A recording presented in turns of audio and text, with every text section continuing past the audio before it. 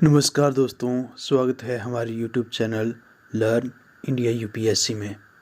तो दोस्तों आज मैं आपको एक बहुत ही महत्वपूर्ण टॉपिक के बारे में बताने जा रहा हूं, जिसका नाम है व्हिप। आपने अक्सर सुना होगा कि किसी पार्टी ने अपने सदस्यों के खिलाफ व्हिप जारी किया या उल्लंघन करने पर उनको पार्टी से निष्कासित भी किया गया। तो चलिए जानते हैं इसके बारे में विस्तार से। तो सबसे पहले व्हिप से क्या होता है कि ये जो 10वीं अनुसूची है, जिसे कि दल विरोधी कानून कहा जाता है, इसके तहत राजनीतिक दल अपने विधायकों पर व्हिप जारी कर सकते हैं तथा ये उनका क्या है, संवैधानिक अधिकार है। ऐसा पूछा जा सकता है कि ये किस प्रकार का अधिकार है। तो ये संवैधानिक अधिकार है क्योंकि ये 10th शेड्यूल में लिखा गया है। तो चलिए देखते हैं आगे इसके बारे में। तो देखिए क्या होता है, 10th शेड्यूल से क्या होता है, दल विरोधी कानून, जिसे कि दल बदल कानून कहते हैं, वो लगाया जाता है। तो सुप्रीम कोर्ट ने एक मामले में कि होतो होलोहन बनाम जाचिल हु मामले में 1992 में ऐसा कहा कि ये जो 10वीं शेड्यूल का मामला है, ये क्या होगा कि इसका आवेदन विश्वास प्रस्ताव या अविश्वास प्रस्ताव वोट तक सीमित है, या ऐसा मामला जहां पर जैसे कोई राजनीतिक दल है तो उसकी किसी भी विचारधारा से संबंधित वो वोटिंग वगैरह का निर्णय हो, या वहां पर ये जारी हो सकता है। तो 10th शेड्यूल का जो दूसरा पैराग्राफ है वो ऐसा प्रावधान करता है कि कोई भी विधायक है ना, वो अयोग्य हो जाएगा यदि वह राजनीतिक दल ने अगर कोई भी निर्देश दिया हो कि इसको वोट देना है, इस पे वोट देना है, उसके विपरीत यदि वो मतदान करता है। जैसे कि राजनीतिक पार्टी ने बोला है, कोई ए नामक प्रस्तावक लेके आए वो और कहा है कि सभी ने इस पे वोट देना है, और वो व्यक्ति उस दिन अब्सेंट रहा या वो उल्टा नो कर देता है, यस की जगह नो कर देता है इस पे, तो क्या हो सकता है, उसको अयोग्य करार दिया जा सकता है। तो चलिए आगे देखते हैं इसके बारे में। ये क्या हुआ था कि औपनिवेशिक ब्रिटिश शासन के तहत ये आया हुआ था, और ये इसलिए किया जाता था ताकि राजनीतिक दलों द्वारा जो भी मंच प्रबंधन है वो आसानी से किया जा सके। अब ऐसा होता है कि ये जो व्हिप है, ये एक पदाधिकारी को नियुक्त किया जाता है जो कि इसको जारी करता है, और पार्टी के जितने मेंबर हैं उनको वो फॉलो करना पड़ता है, वरना उनके अगेंस्ट क्या होता है कि 10th शेड्यूल के तहत दल विरोधी कानून लग जाता है। चलिए देखते हैं कि कितने प्रकार के व्हिप हैं। तो इससे पहले हम जान लेते हैं कि इसका ये जो है, ये ना तो संविधान में है, संविधान में भी नहीं है ये, और ना ही संसद के नियमों में, और न ही संसदीय कानून में इसका उल्लेख है। ये क्या है, एक परंपरा है। क्वेश्चन आ सकता है कि इसका ना संविधान में लिखा गया है व्हिप के बारे में। देखिए 10th शेड्यूल में भी व्हिप के बारे में नहीं लिखा है, वहाँ पे डायरेक्ट ऐसा लिखा गया है कि यदि निर्देश नहीं मानता है या अगेंस्ट में वोटिंग करता है या पार्टी छोड़ देता है, मतलब ऐसा लिखा है। लेकिन व्हिप शब्द क्या है वहाँ पे भी नहीं लिखा गया है। ऐसा नहीं कि हर मामले पे व्हिप जारी होगा। अब देखिए कोई भी एमएलए है या एमपी है, उसको कुछ स्वतंत्रता भी है। अब कैसे मामले हैं जिन पे नहीं होगा, जैसे कि प्रेसिडेंट का इलेक्शन है। अब किसी पार्टी के बंदे को लग रहा है कि यार मैं दूसरे को दूंगा वोट, वो अच्छा उम्मीदवार उन्हें लगता है कि कोई और प्रेसिडेंट बनना चाहिए, तो वहाँ पे क्या होगा, अप्लीकेबल नहीं होगा व्हिप। और जैसे राज्यसभा में कोई भेजना हो तो उसके खिलाफ भी व्हिप एमएलए पे जारी नहीं होगा। तो ऐसी कंडीशन है जहाँ पे जो है व्हिप जारी नहीं होता है। तो चलिए आगे देखते हैं व्हिप कितने प्रकार के हैं। तो व्हिप है पूरे 3 प्रकार के होते हैं। एक होता है 1 लाइन, एक होता है 2 लाइन, एक होता है 3 लाइन।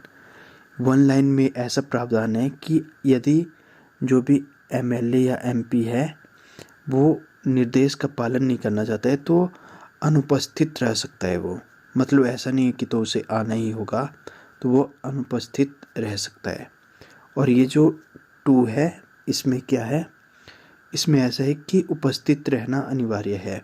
लेकिन क्या होता है कि ऐसा नहीं कहा जाता है कि कहाँ पे आपने वोट देना है, आपको सदन में वोटिंग वाले दिन आना ही होगा।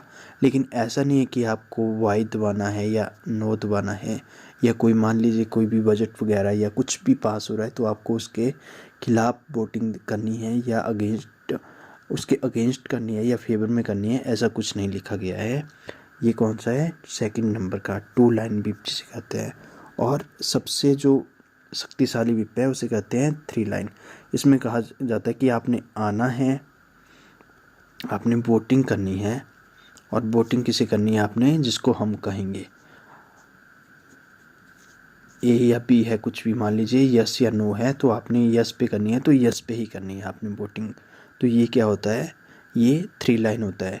मैं दोबारा से बता रहा हूँ कि ये जो ए या बी है इसका अर्थ ये ना समझे कि प्रेसिडेंट को उम्मीदवार है तो आपका ए है या बी है, आपको ए को ही करनी है। इस स्थिति में विप जो है वो अप्लीकेबल नहीं होता है। तो चलिए देखते हैं आगे थोड़ा और विप के बारे में। तो इसके कार्य क्या है, विप के कार्य देख लेते हैं। तो ये क्या करता है कि कामकाज को ना, सदन के कामकाज को सुचारू और कुशल संचालन सुनिश्चित करता है। और इसमें क्या होता है कि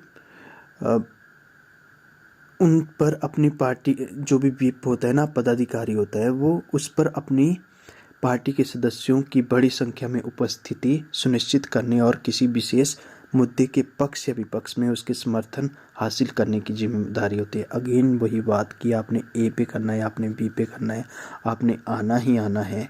तो उस टाइप के जो व्हिप होते हैं तो उन पे क्या होता है कि जिम्मेवारी होती है कि आपको आना है और समर्थन भी उन्हें हासिल करने की जिम्मेवारी होती है। वो क्या करते हैं, सदन में जो पार्टी के सदस्य होते हैं उनके बीच में अनुशासन सुनिश्चित करते हैं। जैसे कि उनकी अपनी पार्टी होगी, उसके सदस्यों में अनुशासन वो सुनिश्चित करते हैं। तो ये इसकी चीज़ें हैं। चलो और देख लेते हैं कि अब उल्लंघन यदि किसी ने कर दिया तो क्या होता है। दल विरोधी अधिनियम के तहत सदन से निष्कासन का सामना करना पड़ता है यदि वो उल्लंघन करता है। तो क्या होता है, उसके ऊपर दल विरोधी कानून पार्टी द्वारा ही लगाया जाता है, जिसकी पुष्टि क्या करते हैं। आपको पता होगा कि दल विरोधी कानून जो है वो लगेगा या नहीं लगेगा, उसकी पुष्टि कौन करता है, ये आप कमेंट सेक्शन में बताएं। तो क्या है, अपवाद भी होता है इसका। विप का एकमात्र ऐसा अपवाद है कि यदि एक तो वो है ना कि जैसे किसी का इलेक्शन हो, प्रेसिडेंट वगैरह का या राज्यसभा वगैरह का इलेक्शन है, तब वो अप्लीकेबल नहीं होता है। लेकिन एक इसका अपवाद और है, वो क्या है, वैसे कि 1/3 1/3 यदि एक साथ ही ऐसा करते हैं कि अगेंस्ट में वोट देते हैं विप के, तो क्या होता है कि वो पार्टी ही विभाजित हो जाती है। तो उन पे 10th शेड्यूल के तहत एंटी डिफेक्शन लॉ, दल विरोधी कानून नहीं लगता है। तो यही चीज़ें आपको विप के बारे में जाननी थी, जो कि मोर देन इनफ है। तो चलिए एक बार यदि आप रिकॉल करना चाहते हो तो रिकॉल भी हम कर सकते हैं। एक तो ऐसा है कि 10वीं अनुसूची, अब आप कमेंट में बताना कि 10वीं अनुसूची जो है वो कब आई थी और किस संशोधन के तहत वो आई है।